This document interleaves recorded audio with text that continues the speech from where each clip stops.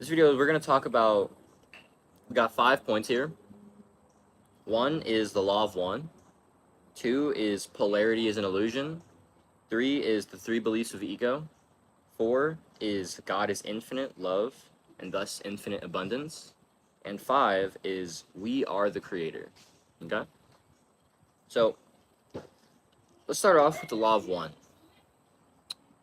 So I started really diving super deep into my spirituality a couple months ago, back in, it was like late May, so about 2.5 months ago at this point.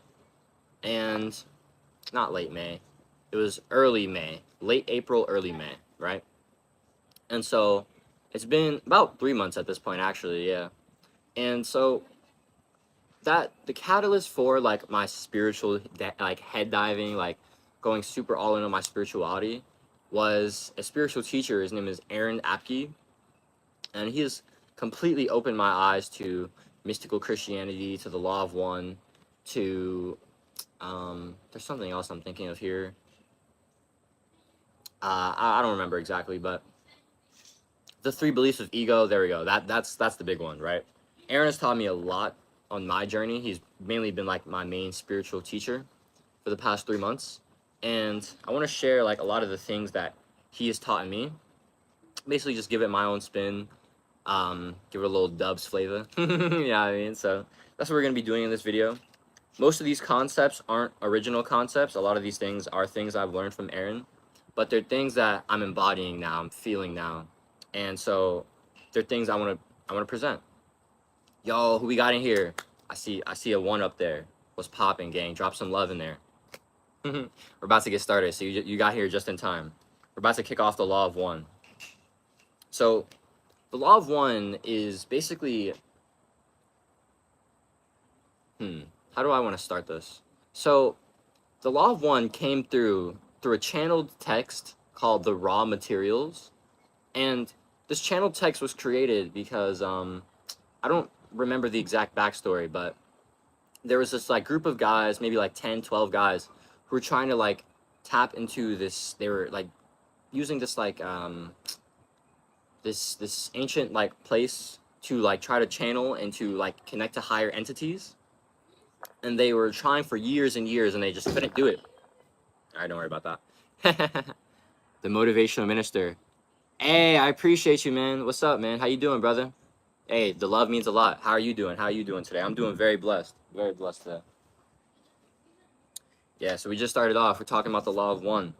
So the law of one basically goes like this. All is one. All is God. All is the creator. And there are 2 paths in the law of one. The path of that which is the creator, it's love, it's God, it's unity. And there is the path of that which is not, which is separation. It is the negative. It is the illusion. Okay?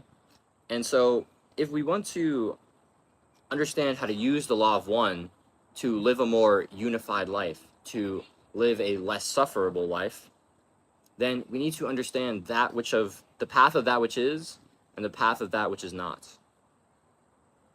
And Ra, who is the channeled being that was responsible for the law of one material, Ra says that he calls the path of that which is not the path of that which is not, because it is everything that the creator is not. It is scarcity, it is lack, it is fear, it is the negative polarity, it is service to self. All of these things are based in separation. And since separation is not, since separation doesn't actually exist, everything that is on the path of separation, of service to self, of the negative polarity, is the path of that which is not.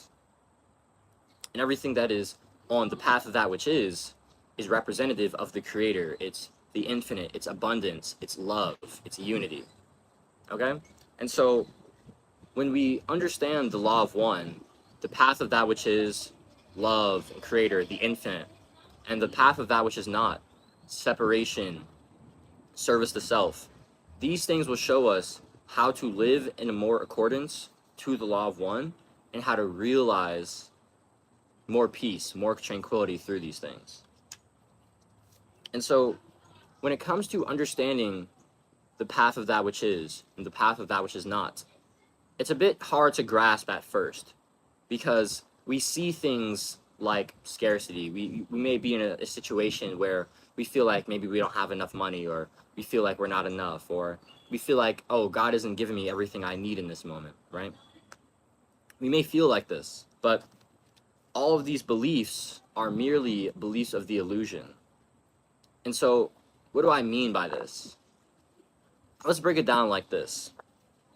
Polarity and duality is all an illusion. All polarity and duality is merely a reflection of what is true, so we can experience and understand the truth. And so if light is truth, how could we possibly understand light without the concept of darkness? Right? And so we need darkness to understand the light. We need the negative to understand the positive. And this is why there is no judgment between the path of that which is or the path of that which is not. There's no judgment for choosing to be positive or negatively polarized, service to others or service to self. There's no judgment to either of those, because both are valid and equally necessary to understand one another. You cannot know true unity without understanding separation.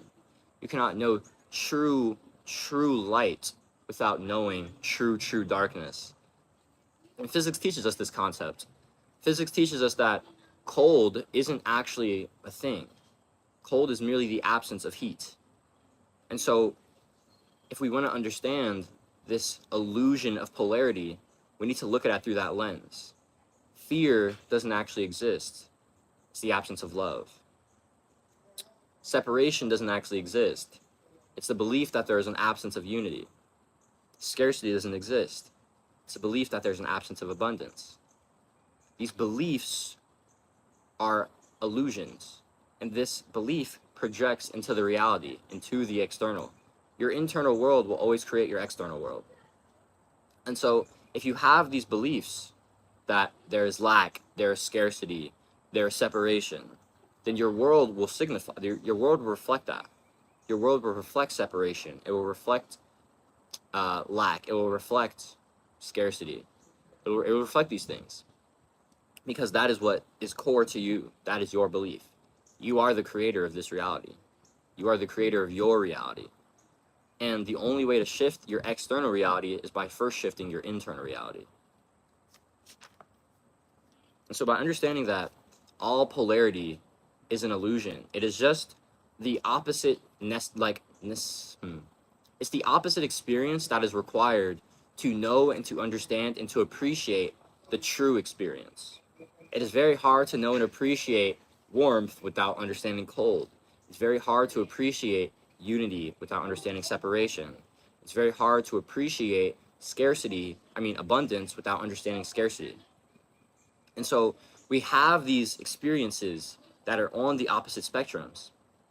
But just because lack and scarcity and separation and darkness and cold, just because these things are valid doesn't mean they're real. And that is the big thing. These things are equally valid. The path of unity versus the path of separation, both equally valid, because they are required to know unity. But just because you need separation to know unity doesn't mean you need separation to be unity. Unity always exists. Love always exists. But it cannot, like the being of God, the creator, infinite love, cannot understand or know its infinite love without the opposite experience to understand what it's like to have this experience. And so God split into an infinite amount of fractals, right? If you imagine God as this ocean of consciousness, of love, of abundance, the infinite ocean, we're all droplets of this. We are all fractals of source consciousness here to experience and to understand and to know ourselves better. And we do that through our individual perspective. No one has the same perspective, and that's the point. Because if we were to have the same perspective, we wouldn't be able to learn as much. And so the fact that we all differ in perspective is the value. And that is why the positive and the negative polarity, both paths are equal. They're equally valid because both are required. But just because you can acknowledge the positive or the negative and understand that both are required to know one another doesn't mean that both are required for the original to be. That is key.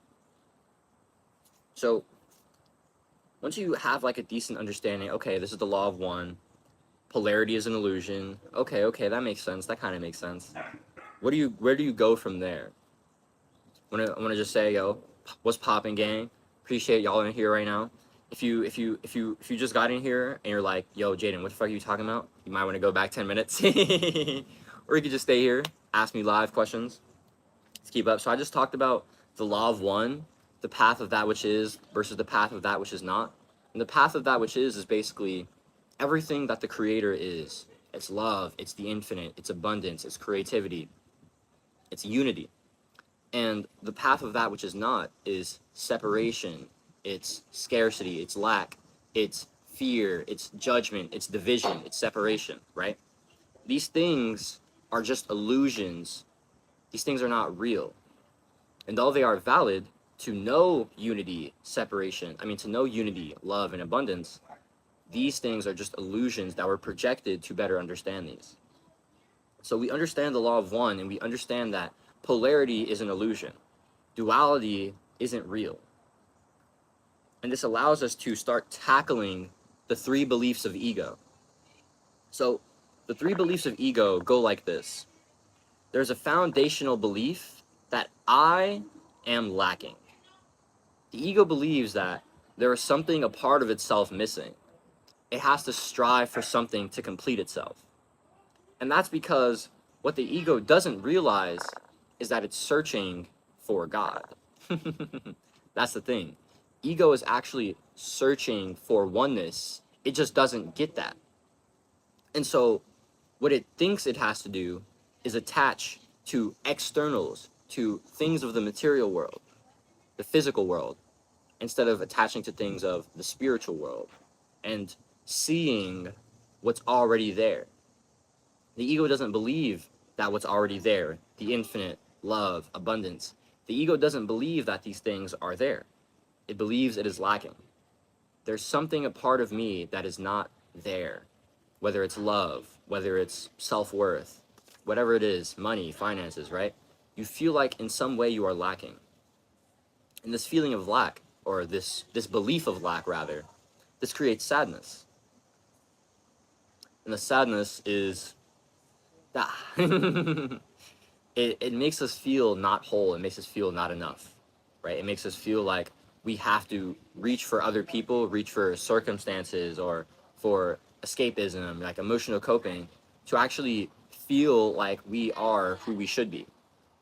And so what do? When we have this belief of lack, another belief gets built on top of it. The belief of external attachment. It's the belief that if I attach to these externals and I give into these, that these things will bring me fulfillment. These will bring me these will bring me the happiness and the peace that I'm searching for. If I attach to these externals, I will be internally fulfilled. That is the second belief of ego. And when these attachments start getting played with, when they don't start working, right? Because attaching to a woman, attaching to money, attaching to drugs or video games or whatever, attaching to these things could never actually bring you what you're searching for. Because ego, like I said, ego wants oneness. It doesn't get that yet, but that is what it's searching for. It is searching for wholeness, for fulfillment. But it is searching externally because it believes that it is already not whole. It believes that it's separate. Ego is the illusion of separation. The manifestation of the illusion in the individual is the ego. And so there is this first belief of lack. I'm lacking. I don't have enough. I'm not enough. And because of this, the second belief of attachment, of using externals will bring me to fill this hole, to fill this lack. That is the second belief of ego. And if something starts slipping away, if it's not working, we tend to get angry. We tend to start lashing out. And so we have this first belief of lack and the second belief of attachment, which brings sadness and bring anger. And because we feel like we are lacking and we're attaching ourselves to externals, we need to maintain control over externals. We need to take and maintain control. And this control, this is probably the hardest belief to get over.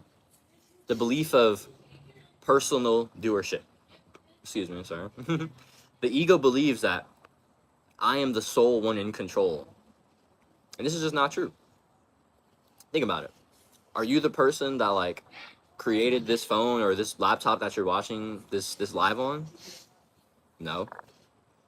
I didn't create this pen or paper, but I use it and I need it. I didn't make this shirt or these headphones or this hat.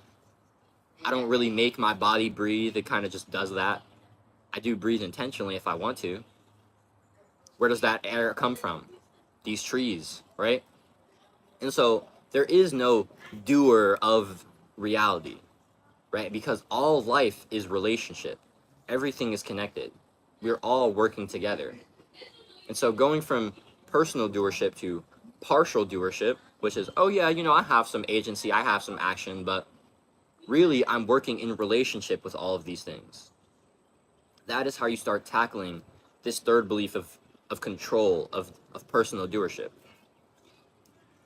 And so we have this first belief of lack. And on top of this foundation of lack, attachment and then control start coming in. And the thing is, when it comes to control, the feeling associated with control, when we start, so let me say this actually. We have lack at first. Lack creates sadness. This sadness allows us to attach to externals. And then after that, we try to control these externals. Because if we lose the woman who's making us happy, we won't be happy. If we lose the money that's like bringing us fulfillment, then we'll not be fulfilled. If we don't have a job, or I don't know, if we don't make it in business, then we're a failure. I don't know. Anything. It really could be anything. This is what the ego does. It tries to maintain control over the externals because it believes that these externals are what make it whole. But this belief is an illusion. All of these beliefs are illusions. There is no such thing as lack. And so if there's no such thing as lack, why could you ever need to attach or control things that will fill your lack? You wouldn't. Because the lack never existed in the first place. And so if we really want to start tackling the ego, we really want to start at this foundation of lack. Because lack is what the other two beliefs are built on top of. And so how do we see through the illusion of lack and start claiming our infinite abundance? We understand this. Ugh, that was bothering me. We understand this concept. There is only the infinite. There is only love. There is only abundance. If God made this universe perfectly, pure divine order, pure love and wisdom, pure divine perfection, if this universe has been crafted perfectly, completely infinite, always expanding, but the foundation of love is everything, then how could we, as expressions of God, as thoughts, divine, I forgot how to explain the logos, but we are man, right? Man, which is what we are. We are expressions of God, just like everything else, just like this table is, just like this phone is, just like these trees are, that fence is. All things are expressions of the divine. All are parts of the logos. And so since everything is perfect, since everything is infinite, since everything is love, that is the truth behind it all.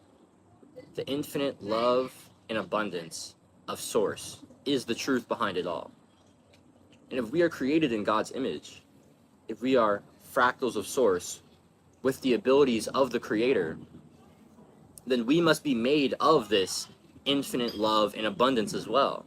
We must be that. If God is that, if the world is that, and all is one, then we must also be that.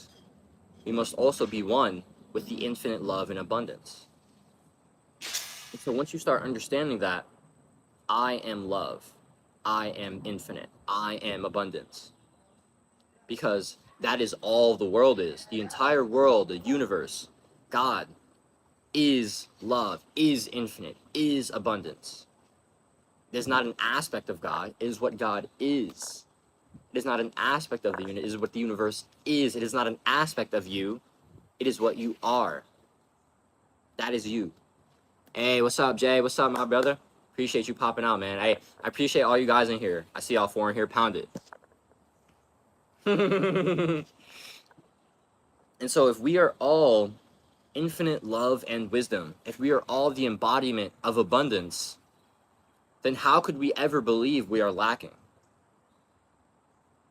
If we always have love, because we are love, if we always have the infinity, because we are the infinity, if we always have abundance because we are the abundance, how could we ever believe that we are lacking those things? All of these beliefs are illusions. They are made by programming. They're made through past experiences. They're made through conditioning that was brought onto you by your parents or by society or by the school system or your friends or maybe the church, whatever. And I'm not here to call anyone out.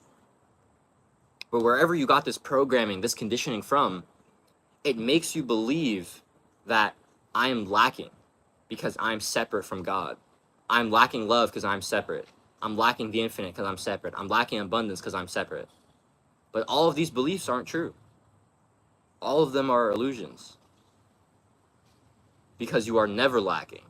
You are always infinite and you are love.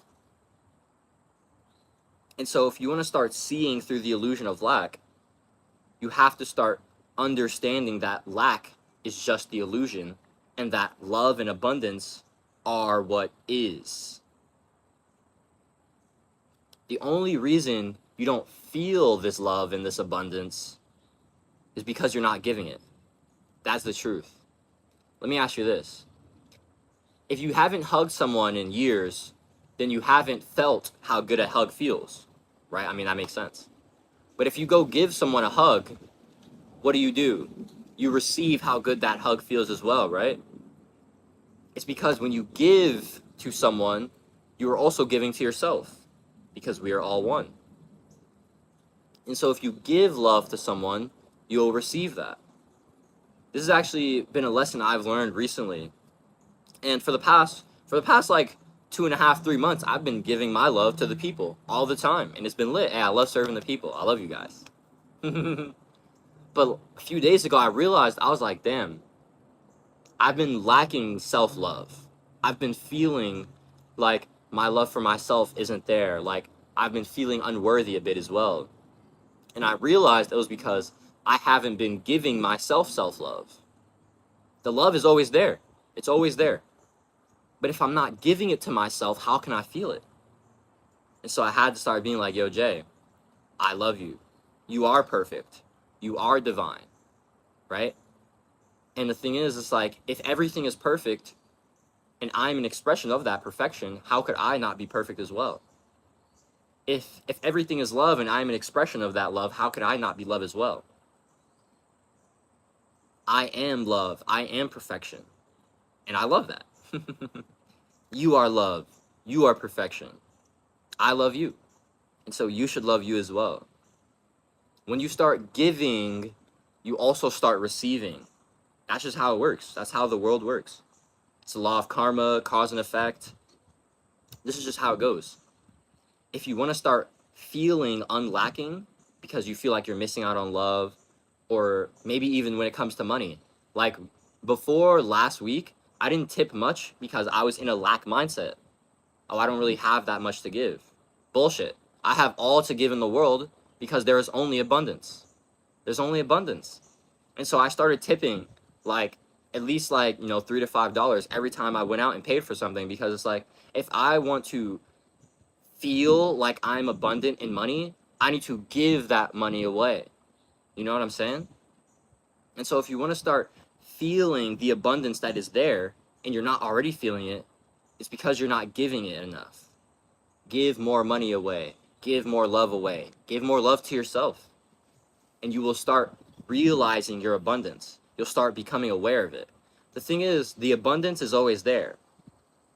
The lack is just the illusion that we don't, that keeps us from seeing it. The thing is, you can't just like take action that's going to like light up the darkness. You can't snuff out darkness with more darkness. You can only shine light on what the darkness is, and the darkness will have to dispense. If darkness is just the absence of light, then there's no physical thing you could do. You just need the light to shine on the darkness. And this light is by increasing your awareness. When you learn, you educate yourself, you introspect to expand your awareness, you ask God to help you expand your awareness, you ask God for wisdom. When you do these things, you will start seeing things more clearly. You'll start broadening your awareness. And when your awareness is broadened, your light is broadened, which means that there's less places in the dark for the illusion to live. There's less places for the illusion, there's less places for suffering. All suffering stems from the belief of separation. All of it. All of it. Trust me. The less and less you believe in separation, the less and less you'll suffer. The more you are realized with oneness, with unity, with love, the more you'll be at peace, in joy, in bliss consciousness. Like, genuinely, if you just see all as one, like, I can't tell you guys, for like these past 3 days as I've been out walking, it's just like, holy shit. Oh yeah, absolutely. What you focus on is what grows. Absolutely, that's so true. Like, these past few days, as I've been out walking, I'm just like, wow, man, all of this is perfect. All of this is so beautiful. Like the world, the trees, the clouds, the grass. It's just like, everything is amazing. Everything is amazing. And it's like, the more you see that perfection, the more you give that love and that awareness to the perfection, the more you start understanding that, like, this is all that is. There is only perfection in the world. There is only love. There is only the infinite. This is everything, genuinely. If you want to suffer less, stop seeing separation. When you see all is connected, when you know that you are connected to everything, it's like, it's just beauty, honestly. Like, I can't really tell you guys words to describe it, because it's just beautiful. But how can we really reach this place of only seeing beauty? How do we get to this place of understanding that we are all one? How do we see that I am living in this perfectly designed universe? Well, you have to embrace this fact. I am the creator. You are the creator. We are the creator. The creator in general, the creator of your reality, that's what it is. It's like when you go... Wait, let me read this. Oh no, I missed it.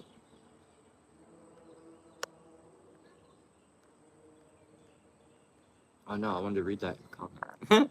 Wait, hey Minister, could you redrop that comment? I didn't see it fully. I don't know. This is like, I'm having technical difficulties because this is my first live.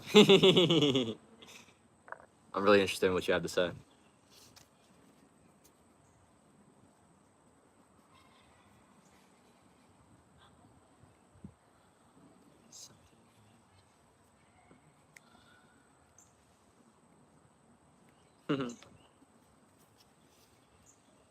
Wow, man. What a beautiful day. What a beautiful life. Everything is just beautiful. Everything is beautiful. It's crazy. I love it here. Oh man, I love it here. All right, while we're waiting for Minister to redrop that comment, I wanted to let's keep talking about I'm the creator. So I kind of I don't remember exactly what I wrote down. Oh yeah. So a couple of days ago, when I was really realizing that a big issue of mine was self-love and self-expression, and like feeling like I could receive that unconditionally, I kind of got to this point where I was in my I was very present. I was out on a walk, and so I was just like, wow, this universe is perfect. And the thing is, I'm the creator of this perfect universe, of this reality, because you are the creator of your reality. Like I told you earlier, all this entire world, this entire external world, is a reflection of your internal world. And so your internal reality quite literally creates your external reality. That's like level 1 to I'm the creator. Level 2 is we are all God. So of course you're the creator. Right? There's level 1 of my internal creates my external. There's level 2 of, well, I created all of it. And so you see that, and it's like, I created this perfect universe. And so I am also perfection. Think of it like this. Someone who like writes a book, the author. Okay, here it is. All right, I'm waiting for it. I'm waiting for it. Someone who writes a book has like a body of work that they're proud of. That body of work, that art, is a reflection of who they are. And so if someone sees that art as extremely vulnerable or extremely authentic, they'll know that it's because the author is extremely vulnerable and extremely authentic. All works of art, all creation is an expression of the self. It's like when you go and test drive a car. Afterwards, you'll see that car everywhere. It's not that these cars just started showing up. They've always been there. Yeah, absolutely. That is so real. Like, actually, my mentor, Robert Edward Grant, he likes to say, if you want to change the world, change how you see the world. Because the thing is, we tend to believe that in order to believe, we need to see first, right? Because I'm looking at this journal, I believe it's real. No. In fact, we need to believe first in order to see. Because if we're relying on sight to expand our beliefs, that means our consciousness is staying in a box that's limited to these 5 senses. But if you expand your beliefs first, then you expand your consciousness first, and your ability to explore has expanded, which means that you'll start seeing things more. When you start opening yourself up to these spiritual concepts, these big ideas, you'll start seeing more and more synchronicities in your life all the time. All the time. That's how it works. So absolutely, I love that. I love that, motivational minister. I love that. So going back to we are the creator, when it comes to understanding that I'm the creator of my reality, my internal creates my external, I am an expression of the great creator, of God. So because I'm an expression of that, I am the creator as well. And because I'm the creator, and because this universe is divine perfection, it is pure love and abundance, I must also be divine perfection. I must also be pure love and abundance. Nothing can be created from an expression that isn't true. Like, I can't make videos that are authentic or high energy if I wasn't being authentic and in my high energy. The creation is only an expression of the creator. And so if this entire creation of the universe or of the self is perfect, it's divine, it's love, it's abundance, that must mean the creator is also perfect, divine, love, and abundance. That is truth. That is the reality. The illusion of lack, the illusion of separation, the manifestation of the separation of ego, that is what causes suffering. And as we stray closer and closer to unity, to love, to abundance, to the truth of reality, and stray further from separation, from ego, from the illusion, from the negative path, from the path of that which is not, as we shift from here to here, we suffer less, because there can be no suffering in a perfect universe.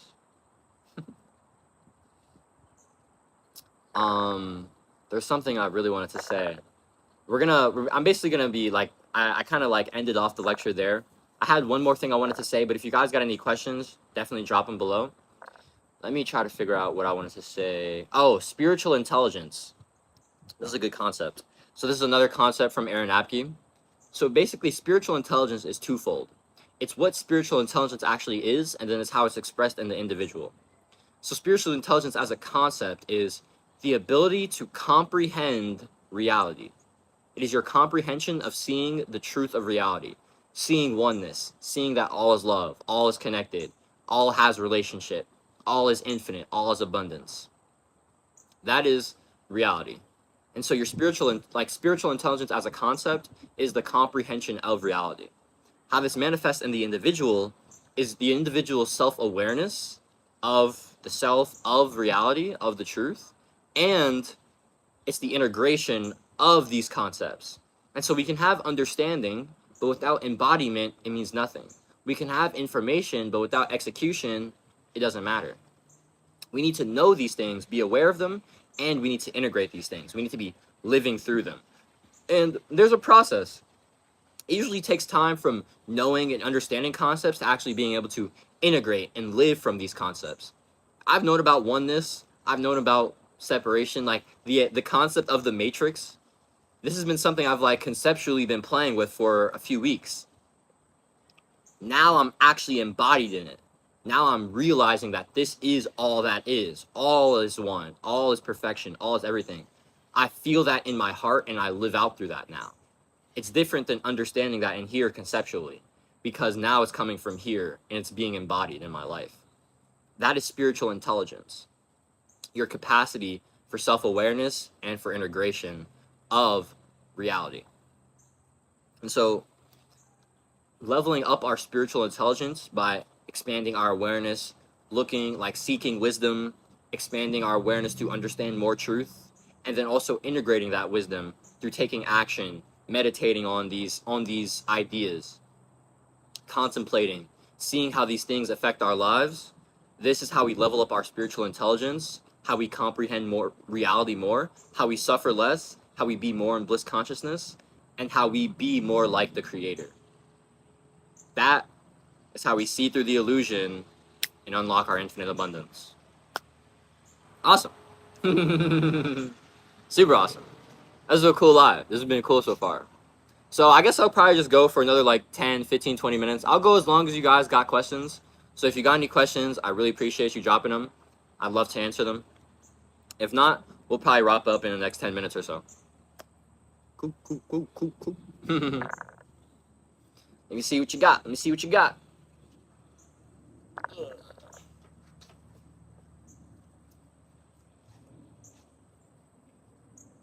Yeah. Keep open. Kicked by the ocean.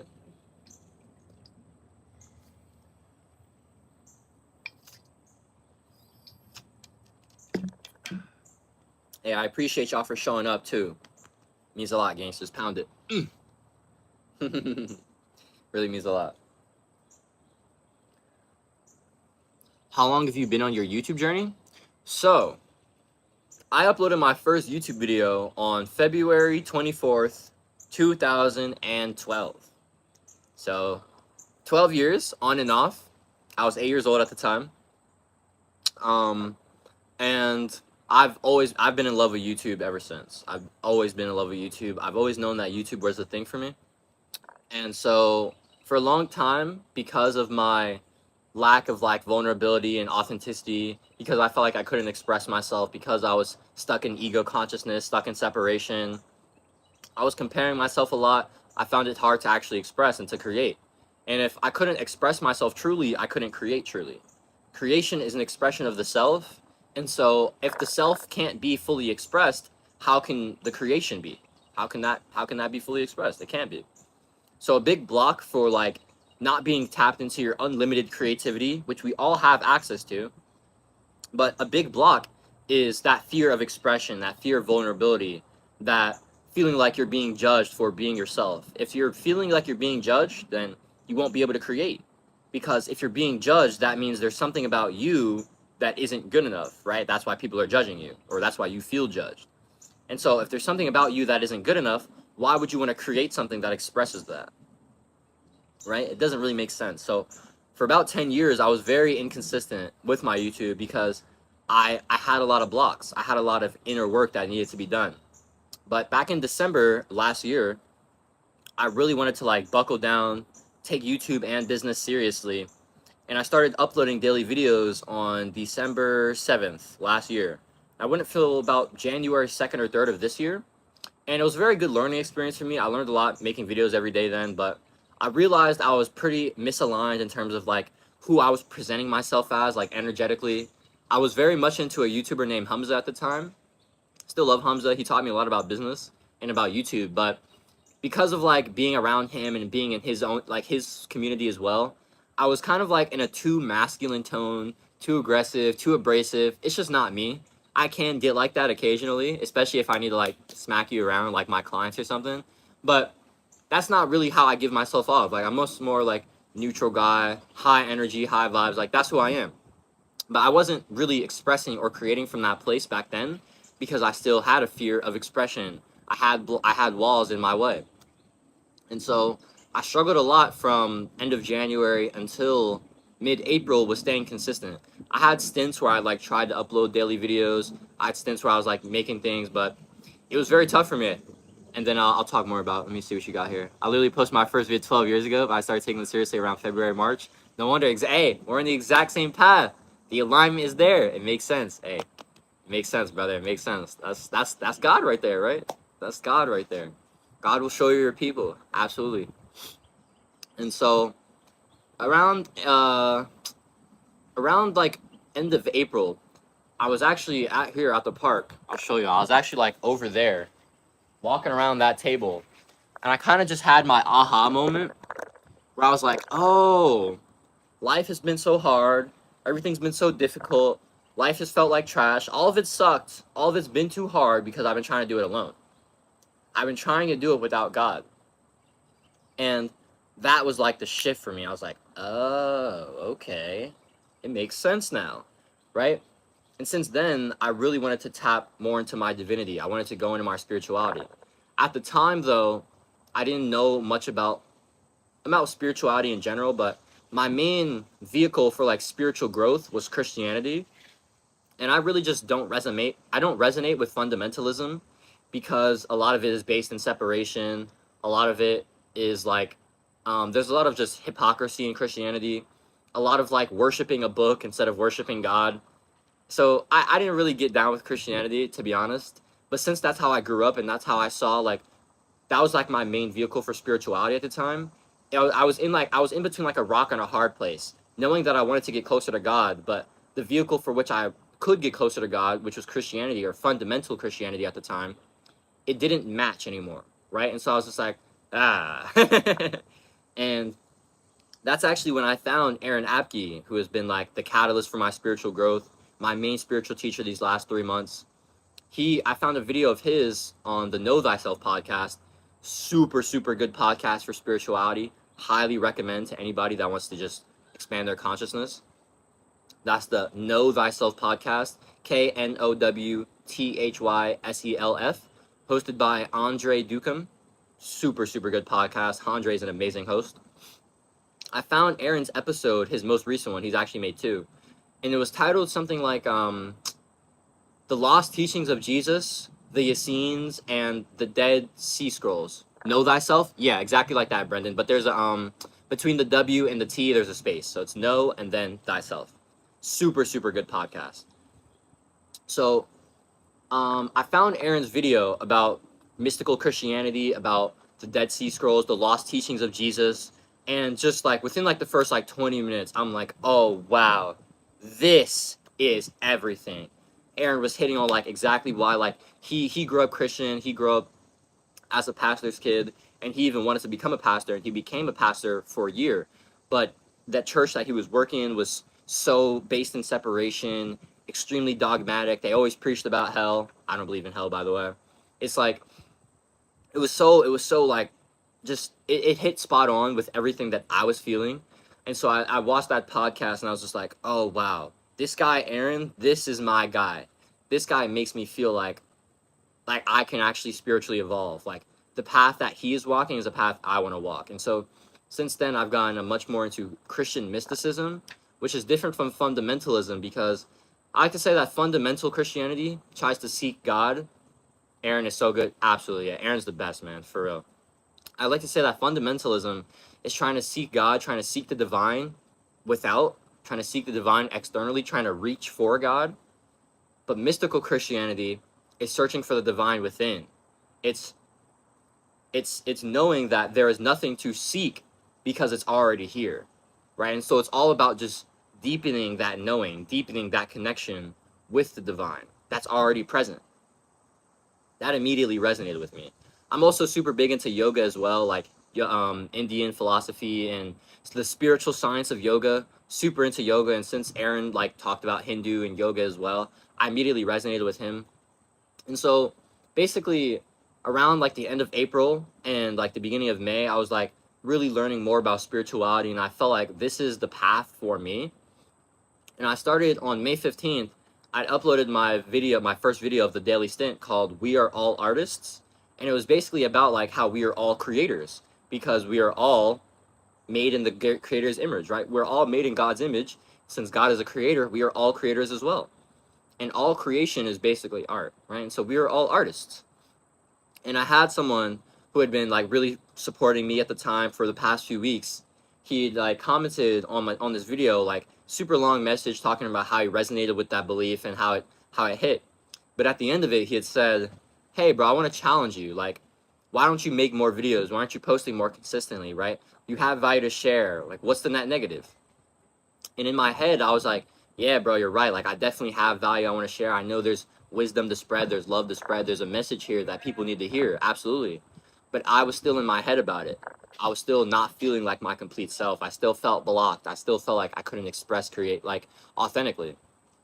But so like I responded back to the comment and I was like, hey bro, I really appreciate this. You think we could like hop on a call, chop it up, like break some limiting beliefs, right? Because I was in my head a lot and I didn't really know where to go. And he responded and he said this: if you need an external push, you're already losing yourself to self-doubt. Start today. And since that day, May 15th, haven't missed a daily upload, right? And that was actually a very good friend of mine now. His name is Jake Bowden. And that's like my brother now, right? It's pretty crazy how God will really bring you the people in your life, bring you the messages you need to hear at the time you need it. And so within that first week of uploading daily, I was loving life. I was like, okay, I need to create every day. If I don't do this, I'm depressed. So I'm going to keep doing this. But I knew that there was still like a block in my life. And that block was my relationship with my grandmother, my maternal grandmother. And it was a block in my feminine energy. She was like the main maternal figure in my life. It was a block with my feminine. It was a block with feeling like I could truly express, feeling like I was good enough. And I got to the point where I was just like, I'm so tired of holding on to this. I know that this is just an anchor that's holding me back from my abundance. I know that this is holding me down and not allowing me to fly and to evolve to the next level. And I told myself for years, I told myself, oh, I'll never talk to mama. I'll never tell her how she hurt me. It doesn't matter. You know, I understand. I forgive her. Yeah. Blah, blah, blah, fucking blah. Right? And one day I'm just like, why would I continuously hold myself back?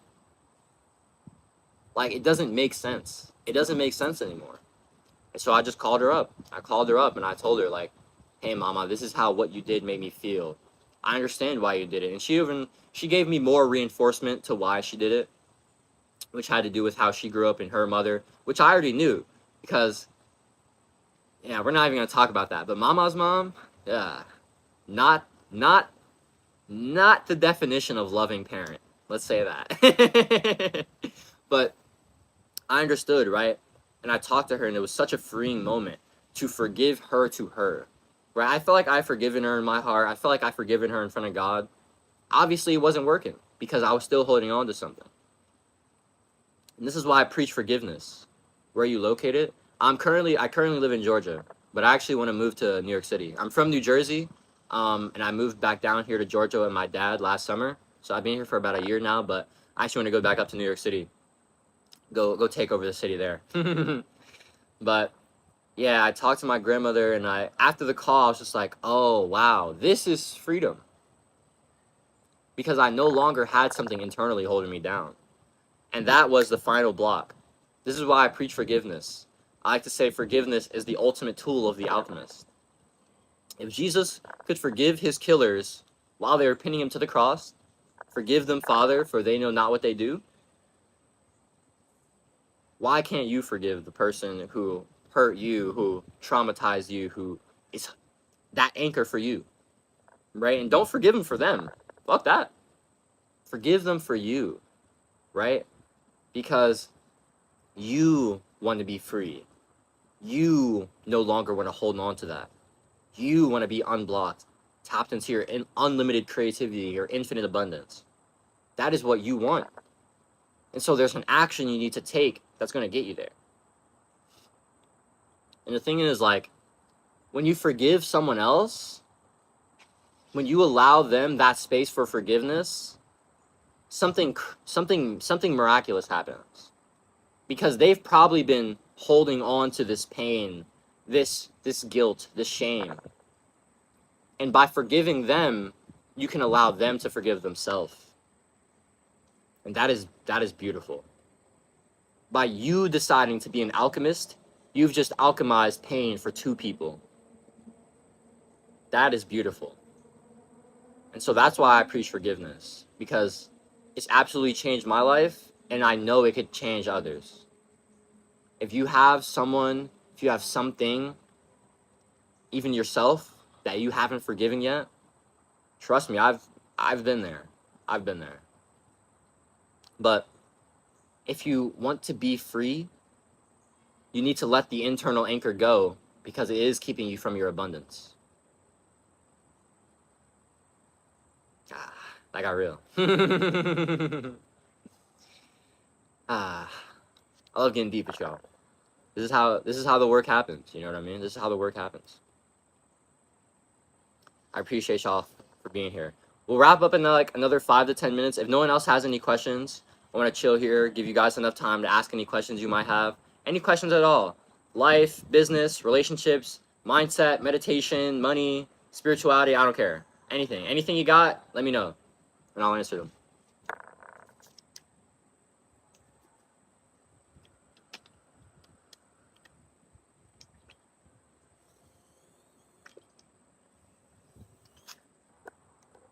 I don't know what's happening. My live is tripping right now. Holding on to the anger, suppressing the, like, I like to say that suppressing the desire only grows it, right? And so for so long you've been you're suppressing the hate and the anger, which is only growing and like creating more of it, right? And so people don't want to give into the forgiveness because they're scared of how much anger, how much hate, how much like negativity has actually been built up inside of them. And they're scared of feeling that. That's real, man. Like, negative energy, like negative feelings, negative emotions, these aren't easy things to feel, right? It's not easy to accept that I feel judged, I feel unworthy, I feel unloved. These things are hard to come to grips with. But you need to accept and come to grips with them if you want to change them. If you want to know why you feel unloved, you have to first accept that you feel unloved. And then when you accept that you feel unloved, you can start asking, why do I feel this way? And once you know why, you can start taking action to change that perspective, to shift the narrative, to put in the work, to create the reality you do want to have. That's the truth, man. That's the truth.